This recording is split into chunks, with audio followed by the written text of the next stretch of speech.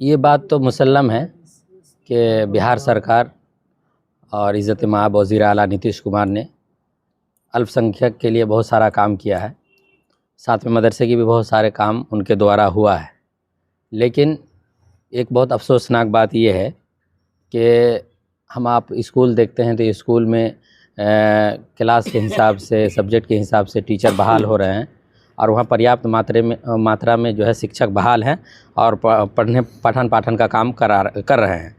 लेकिन मदरसे की हालत ये है कि सिर्फ अररिया ज़िला में, पूरे बिहार की बात तो नहीं बता सकता, लेकिन सिर्फ अररिया ज़िला में 5 ऐसे मदारिस हैं जहाँ पे एक भी शिक्षक ना होने की वजह से मदरसा बंद पड़े हुए हैं। जैसे मदरसा मज़ाहिरुल उलूम मिर्ज़ापुर बनगामा, मदरसा शम्स बाज़गाह ककोड़ा जोकीहाट अररिया, मदरसा बाघेश्वरी जोकीहाट, और इस तरह से और भी 2 मदरसे हैं जो कि एक भी शिक्षक ना होने की वजह से मदरसा बंद पड़े हुए हैं। और बहुत सारे मदरसे ऐसे हैं जहाँ पे सिर्फ एक ही शिक्षक कार्यरत है, जबकि मदरसा का स्टैंडर्ड लेवल सबसे कम अगर देखा जाए तो अस्थानिया ग्रेड तक का है। और अस्थानिया का मतलब हुआ 8 क्लास, और 8 क्लास तक का क्लास को जारी रखने के लिए कम से कम 8 शिक्षक की ज़रूरत है। लेकिन वहाँ एक भी शिक्षक नहीं है 5 मदारिस में, और बहुत सारे मदरसे में एक ही शिक्षक है, जिसकी वजह से मदरसा जो है बंद होने के कगार पे है। इसीलिए मैं आप लोगों के माध्यम से बिहार सरकार से गुजारिश करना चाहूँगा कि मदरसा बोर्ड का गठन करके इन मदारिस की जो भी हालत है उसको सुधार करने की कोशिश किया जाए।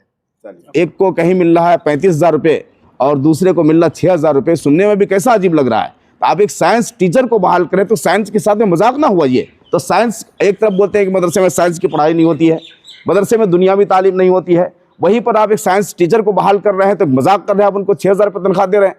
ये क्या मामला भाई? ये मजाक कब तक चलेगा? ये अब लोग समझ चुके हैं ना, दुनिया जागरूक हो चुकी है, उनकी भी अपनी ज़रूरत है, उनकी ज़रूरत कैसे पूरी होगी? इसलिए हमारी ये मांग है कि मदरसा में साइंस टीचर हैं उनको दूसरे असातिज़ा के समान, दूसरे शिक्षकों के समान में अब उनका समायोजन कीजिए, उनको वेतन दीजिए। आज का प्रेस कॉन्फ्रेंस रखने का क्या मकसद है? आज का प्रेस कॉन्फ्रेंस रखने का उद्देश्य यह है कि बिहार में जितने भी मदारिस मुल्हक़ा हैं उन तमाम मदरसों के बहुत सारे लंबित और जायज़ हुकूक हैं, लंबित समस्याएं हैं, लंबित मांगें हैं, देरीना मसाइल हैं। उन्हीं के हल करने के लिए और उन्हीं मांगों को पूरा करने के लिए ये प्रेस कॉन्फ्रेंस किया गया है। जैसे सबसे पहली मांग जो हम लोगों की तरफ से है बिहार सरकार से, बिहार के मुख्यमंत्री श्री नीतीश कुमार जी से, पहली मांग यह है कि 1 साल से अधिक का अरसा हो गया लेकिन अब तक बिहार राज्य मदरसा शिक्षा बोर्ड का गठन नहीं हुआ, जिसके चलते में कोई बहाली किसी मदरसे में नहीं हो पा रही है। कितने मदरसे ऐसे हैं ये मदरसा बोर्ड तश्कील नहीं होने के कारण में वो मदरसे बंद हो गए और कहीं पर सिर्फ एकल टीचर वाला मदरसा चल रहा है। अब कब बहाली होगी मदरसा शिक्षा बोर्ड, कब इसका गठन होगा, इसको लेकर के हम लोग बहुत परेशान हैं।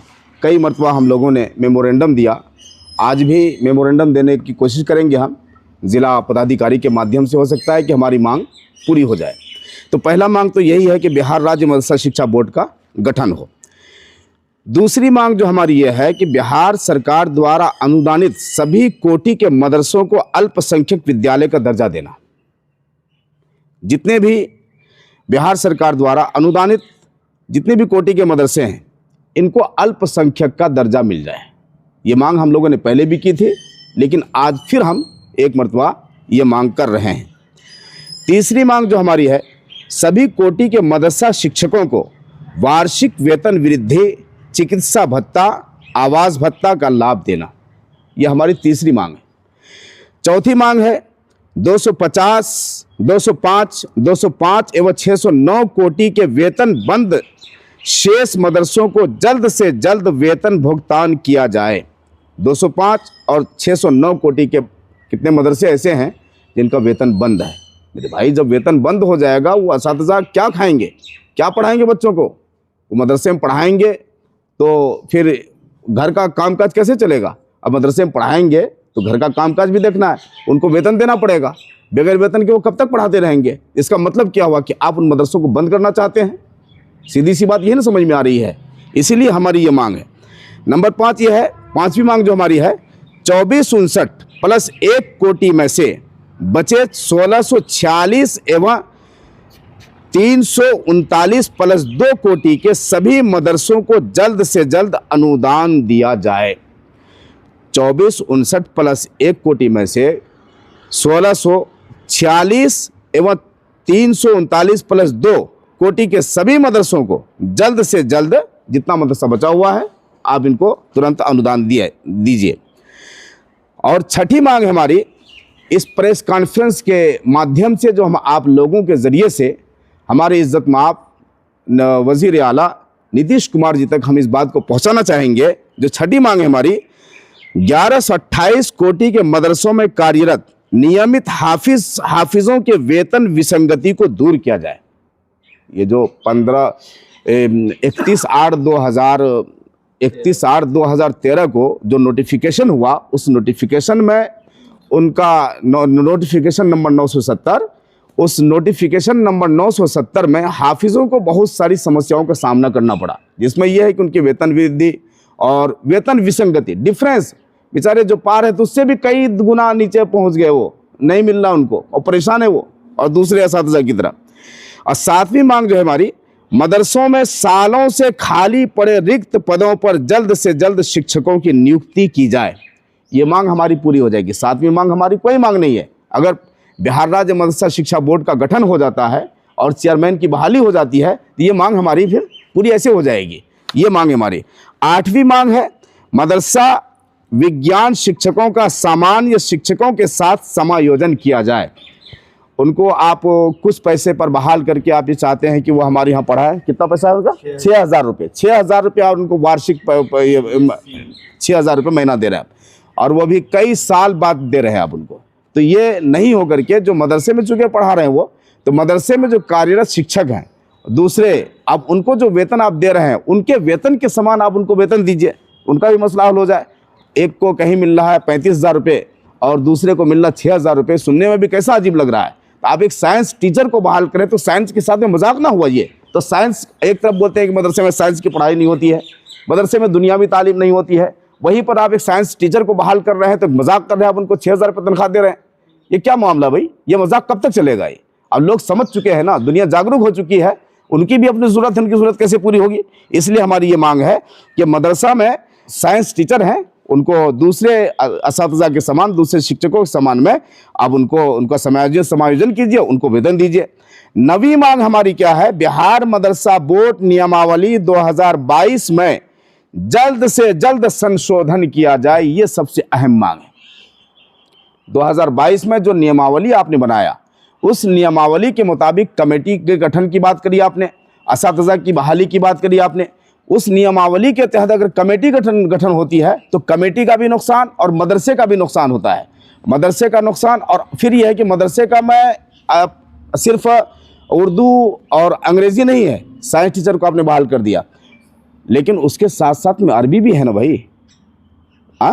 अरबी पढ़ने के लिए, अरबी पढ़ाने के लिए अरबी असातिज़ा की ज़रूरत पड़ेगी, जो जाहिर सी बात है। जो बड़ी बड़ी यूनिवर्सिटियाँ हैं, जो एडेड इदारे हैं, जिसको मदरसा बोर्ड ने मंजूर किया और कहा कि यहाँ की डिग्री काम करेगी, जैसे नज़्वतुल उलमा है, दारुल उलूम देवबंद है, मज़ारुल उलूम सहारनपुर है और जामिया सल्फिया बनारस है, और उसके अलावा दारुल उलूम लतीफ़ी कटिहार है, और भी बहुत सारे मदरसे हैं जिन मदरसों के फ़ारिगीन की डिग्री को मदरसा बोर्ड ने मंजूर किया है।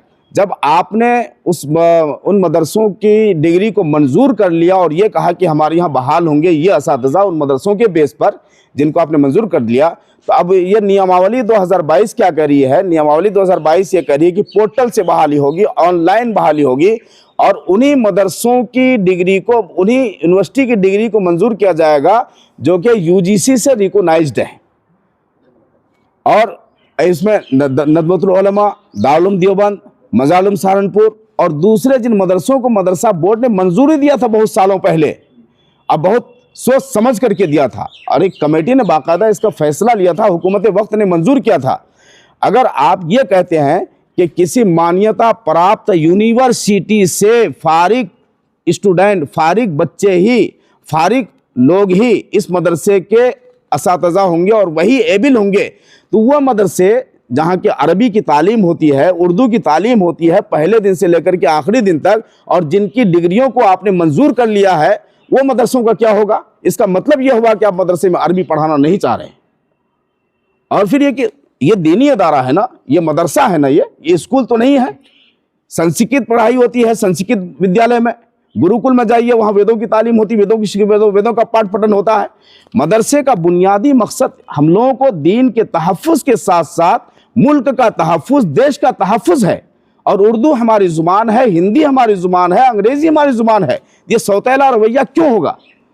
अब यहाँ पर उर्दू ज़ुबान को पढ़ने के लिए नूरानी कायदा है, नूरानी कायदा पढ़ाएंगे बच्चों को, और कुरान पढ़ाने के लिए नूरानी कायदा है। अरबी पढ़ाने के लिए हम लोग तजवीद के साथ में, पूरे ढंग के साथ में हम लोग पढ़ाते हैं ताकि बच्चा फरफर अरबी बोले। अब जब इन यूनिवर्सिटियों के फारिगीन को हम यहाँ पर लेंगे, तो फिर ये बच्चों की नूरानी कायदा की तालीम कहाँ से हो जाएगी? ये अरबी की बुनियाद तो इनके कमज़ोर पड़ गई ना। तो कुल मिलाकर के नियमावली 2022 जो है, वो नियम ये कहता है कि आपके मदरसे में कोई भी दीन की तालीम नहीं होगी, ना तो नूरानी कायदे की तालीम होगी, ना तो मंतिक और फ़लसफ़ा की तालीम होगी, कोई भी तालीम नहीं होगी। तो ऐसे में नियमावली 2022 का संशोधन हर हाल में ज़रूरी है। जब इन लोगों को नहीं बहाल करेंगे, मदरसा बोर्ड से जो एडेड इदारे हैं, जिनको रिकोगनाइज्ड इदारे हैं, जैसे नदवा हुआ, सहारनपुर हुआ, मज़ार-ए-आलम सहारनपुर हुआ, दारुल देवबंद हुआ, तो भाई अरबी की तालीम मदरसे में खुद ब खुद कमज़ोर हो जाएगी। तो आप नियमावली 2022 के ज़रिए से अरबी पर, उर्दू पर डायरेक्ट नहीं बल्कि इनडायरेक्ट आप चोट कर रहे हैं। इसलिए इसमें संशोधन करना ज़रूरी है। और अभी जितने भी मदरसे हैं, उन मदरसों में बहाल तकरीबन जो फाजिल हजरात हैं, आलिम हजरात हैं, ये ज़्यादातर, इसमें अधिक संख्या उन लोगों की है जो दारुल देवबंद से फारिग हैं, मज़ार-ए-आलम सहारनपुर से फारिग हैं, और उसके अलावा दूसरे मदरसे से फारिग हैं जिनको के तस्लीम किया गया है मदरसा बोर्ड की तरफ से। अब इनकी जगह पर दूसरे लोग बहाल होंगे। अब इनकी बहाली तो ख़त्म हो जाएगी। मदरसा दारुल देवबंद से फारिग तालिब इल्म यहाँ बहाल नहीं हो सकता है। सिर्फ कोई यूनिवर्सिटी का पढ़ा हुआ बहाल होगा। यूनिवर्सिटी में क्या है भाई, उर्दू से कोई अब बी ऑनर्स कर लिया, उर्दू से एमए कर लिया, पीएचडी कर लिया, ये कर लिया, और उसके अलावा तो दूसरे लोग बहाल नहीं होंगे। तो स्कूलों के समान आप इसको कर रहे हैं तालीम में, तो फिर अक़लियती इदारा कहाँ रहा? एक तरफ तो आप ये कर रहे हैं अक़लियती इदारा है, तमाम मुराद आप इनको नहीं दे रहे हैं, दूसरी तरफ आप अक़लियती तालीम से आप इनको महरूम कर रहे हैं। इसीलिए आज की ये प्रेस कॉन्फ्रेंस है, इसमें हमने इस प्रेस कॉन्फ्रेंस को बुलाया गया है। दूसरी बात जो हम यहाँ ये कह रहे हैं कि नंबर 10 मदरसा के लिपिक एवं आदेश पाल के वेतन विसंगति को दूर किया जाए। मदरसा में जो हमारा लिपिक होता है, चतुर्थकर्मी होता है, इसका जो वेतन है इसमें काफ़ी विसंगति है। इस विसंगति को आप दूर किया जाए। यहाँ की विसंगति देख लीजिए और उसके बाद स्कूल के वेतन को देख लीजिए, दोनों में ज़मीन आसमान का फ़र्क आ जाएगा। ये बेचारे आदेश पाल है, इनके पास होता क्या है? आप कम से कम इनको भी तो सही तनख्वाह दे दीजिए। आप एक लिपिक है, 4,000 6,000 रुपये इनको तनख्वाह देते हैं, इसकी तनख्वाह कब बढ़ेगी? ये तो साइंस के समान हो गया ना। अब इसीलिए हम लोगों ने इसको ये रखा है। नंबर 11 जो हमारी मांग है, अब तक इस बारे में आवाज़ बहुत कम उठी है, लेकिन आप हजरात के ज़रिए से आप हजरात को मैं धन्यवाद देता हूँ, मैं सलाम पेश करता हूँ कि आप लोग आए और आप अपने माध्यम से इस आवाज़ को, मुझे उम्मीद है इंशाअल्लाह अज़ीज़, इज़्ज़त माब नीतीश कुमार तक आप पहुँचाने का काम करेंगे इंशाअल्लाह अज़ीज़। हमारी जो 11वीं मांग है ये असल है। अब इसको देखिए, अपग्रेड मदरसों में कार्यरत शिक्षक एवं शिक्षकेतर कर्मियों को वेतन दिया जाए। मदरसा को आपने अपग्रेड कर दिया, आलिम तक आपने अपग्रेड कर दिया, इस मदरसे को कर दिया। और उसके मदरसा इस्लाम गैजारी से हम लोग हैं, ये मदरसा इस्लाम गैजारी के प्रांगण में आप लोग बैठे हुए हैं यहाँ पर, ये मदरसा हमारा अपग्रेड है। और उसके बाद हल्दिया मदरसा अपग्रेड है, और फिर जो है जोगमनी में मदरसा अपग्रेड है, जोगंदर में एक मदरसा अपग्रेड है, संदलपुर में मदरसा अपग्रेड है। ये अब मदरसे को आपने अपग्रेड कर दिया, कागजी रूप से आपने अपग्रेड कर दिया, लेकिन आपने उसको वेतन भी दिया कि नहीं दिया? आलिम तक की तालीम होती है, लेकिन आलिम के सतह हमारे पास नहीं है। तो आलिम जब आपने अपग्रेड कर दिया, किसी को फाजिल अपग्रेड कर दिया, तो आपको उनको तनख्वाह भी ना देना पड़ेगी। ये भी तो एक मजाक ही ना हुआ कि खाली अपग्रेड करते चले जा रहे हैं और उसके बाद काम कुछ नहीं है। तो हमारी जो 11वीं मांग है, अपग्रेड मदरसों में कार्यरत शिक्षक एवं शिक्षकेतर कर्मियों को वेतन दिया जाए। यही हमारी कुछ मांगें हैं जो आप हजरात के माध्यम से हम इज़्ज़त माब नीतीश कुमार जी तक हम पहुंचाना चाह रहे हैं। उम्मीद है कि इंशाअल्लाह अज़ीज़ यह आवाज़ हमारी इज़्ज़त माब वज़ीर आला तक ये आवाज़ पहुंचेगी और हम लोगों की जायज़ जो मांगे हैं वो मांगे पूरी होंगी इंशाअल्लाह अज़ीज़। ठीक। सवाल ये बता दें कि अभी कितनी सीटें खाली हैं मदरसों में? मतलब जितने मदरसों भी में सरकारी कहना मुश्किल है, ज़्यादातर मदरसों में आप चले जाइए बहुत सारी अधिक सीटें खाली है। सिर्फ मदरसा इस्लाम गैयारी जिसके प्रांगण में हम लोग बैठे हैं या खड़े हैं, इसमें 7 सीटें खाली हैं। अब आप बताइए कि ये मदरसा आलिम स्टैंडर्ड का है, मौलवी स्टैंडर्ड तक की हम लोगों को तनख्वाह मिलती है, 7 सीटें खाली हैं, हमारे 5 असातिज़ा हैं। अब 1 क्लास से 8 क्लास ही तक जो बात है सही वही है, 8 क्लास तक अगर हम पढ़ाते हैं तो 1 क्लास से 8 क्लास तक कम से कम 8 असातिज़ा चाहिए हर क्लास में। एक क्लास में अगर 25 बच्चों को रखते हैं, 35 बच्चों को रखते हैं, एक क्लास में 8 एक होना चाहिए, लेकिन 5 है। 5 में क्या होगा, किसी को आकस्मिक छुट्टी है, किसी को CL पर जाना है, कोई EL पर है, हर आदमी की अपनी अपनी मजबूरी है। तो कुल मिला करके कभी कभी ऐसा होता है कि 2 लोगों को इमरजेंसी हो जाती है, मजबूरी तो आपको पता ना, जनाजा उनके घर में, अब 2 को आप छुट्टी दे दिए तो मदरसे में 3, अब 5 और 3। अब आप समझ सकते हैं कि कैसे एडजस्टमेंट किया जा रहा होगा, तो ऐसे में क्या तालीम होती होगी। तो अपग्रेड जो हुआ मदरसों में, हाँ। तो उसके बाद से बहाली हुई है? कोई हाँ, मदरसों को जब अपग्रेड किया तो उस स्तर से बहाली नहीं हुई। अच्छा, उस स्तर की बहाली नहीं हुई। तो जिन मदरसों में अभी अपग्रेडेशन हुआ है जी, तो वहाँ उस लेवल पे टीचर है या नहीं है? उस लेवल पे टीचर नहीं है। प्राइवेट से कमेटी अपना प्राइवेट से हम लोग अपने हिसाब से जिन मदरसों में इस तरह है ना, तो प्राइवेट से असातिज़ा को रख करके उनसे काम लिया जाता है। अच्छा, हम लोग प्राइवेट से काम करवाते हैं उन बच्चों को पढ़ाने के लिए।